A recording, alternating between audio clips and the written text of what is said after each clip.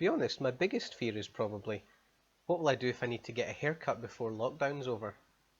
Imagine if I needed to cut my own hair. Oh no!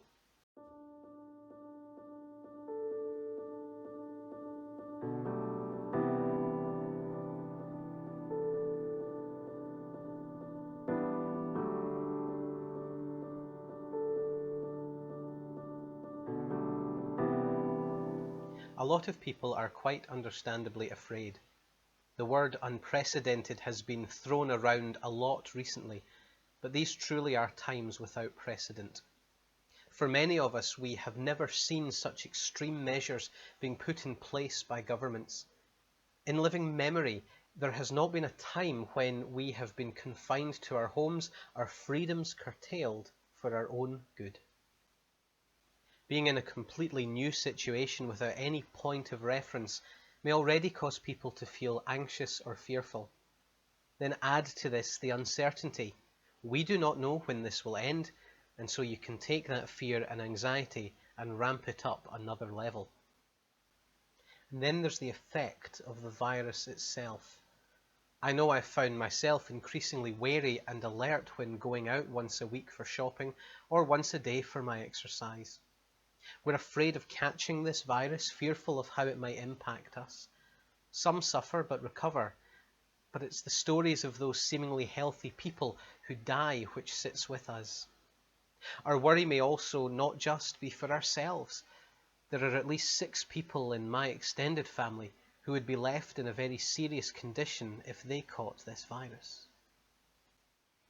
In all this, I can honestly look you in the eye and say, I am not afraid.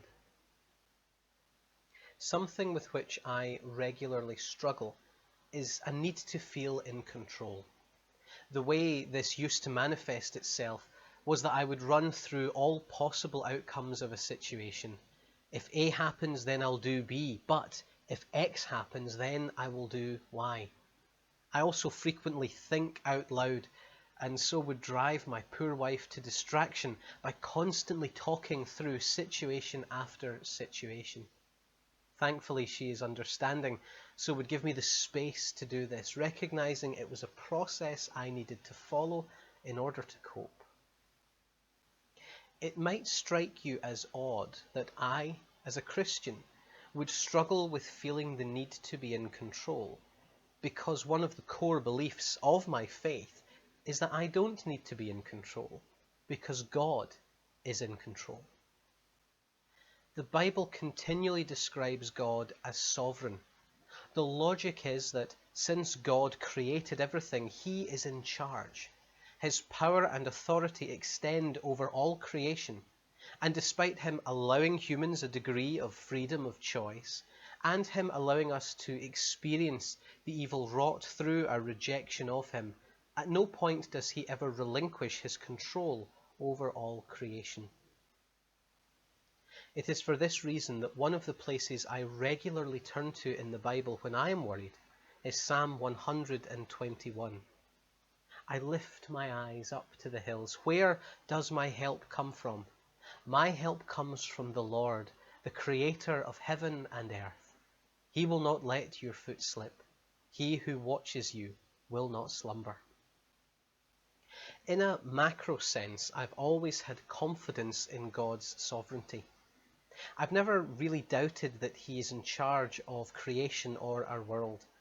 Besides, these things were never really in my control, so I had no choice but to trust them to God. But when it came to things which are in my control, it became much harder for me to trust Him and to allow Him to take that burden of control away from me. The thing which helped me most with this was becoming a dad. During my wife's pregnancy, I began doing what I usually do with uncertain situations. I began trying to plan. If this happens, then I will do that, and so on and so on. The trouble with trying to do this for pregnancy, birth, and the early stages of a child's life is that there are so many things that it becomes impossible to comprehend and plan for everything. I would exhaust myself trying to grasp how I would keep control of the situation when our child was born. Eventually, out of a sense of tired frustration, I turned to God and said, I cannot do this. I cannot keep control over this situation. I'm just going to have to trust you and give control over to you. Now, God did not respond like a frustrated parent and say, finally you get it. It's about time. Rather, in his kindly love, he said, finally, you get it. It's about time. Let me carry this burden for you. Our daughter is now just over 2 months old. There have been difficult times for sure, and there will no doubt be difficult times ahead. But she's alive, she's healthy, and as far as you can tell with a 2-month-old, she's happy. God graciously proved himself to me, and I am beginning to become less anxious about my life in general. He is working with me to help me give control over to him and trust that he will guide my steps and ensure that I walk his path before me. Because of this, as we deal with our current crisis, I can honestly say, I'm not afraid. What then is my biggest fear from all this? Genuinely, my greatest fear is that once all this is over, we collectively breathe a sigh of relief and think, oh good, now we can just go back to things exactly as they were before any of this happened. This pandemic and the lockdown which has come with it have given us an opportunity to reflect on how we were living our lives. It has exposed some of the inequalities and inadequacies of what was before all this normal.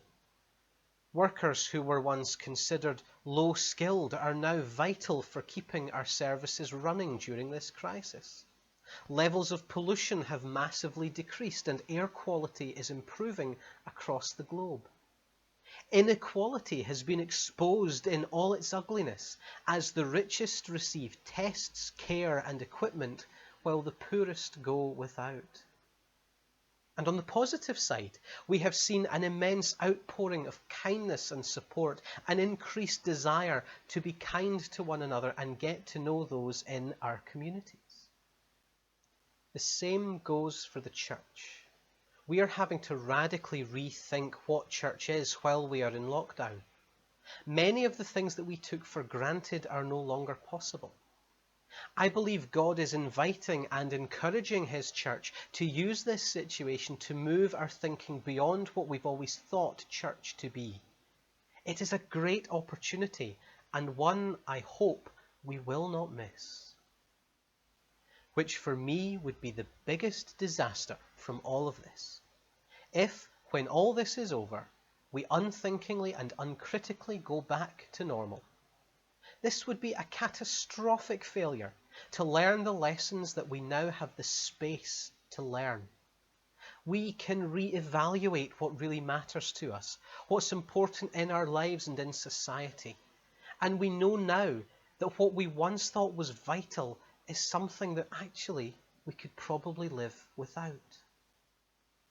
I have seen other sources begin to make this point, that the normal of before actually wasn't that good. And we now have an opportunity to come out of this and do things differently. I add my voice to that call. I will confess that I'm not all that hopeful, because human apathy and selfishness know no bounds, and it will be hard work to make this shift happen. But if enough of us are calling for reflection and change, maybe, just maybe, we can come out of this into a better world than the one we leave behind. Even if that does not happen, God is still in charge. But it is my sincere hope that we, both within and out with the church, have the wisdom to use this opportunity he is giving us to reflect on how we can do things better and implement these changes when all this is over. Take heart, for the Lord our God is sovereign. Do not be afraid. Cast your anxieties on him, for he loves you. And may God bless you, and I'll speak to you soon.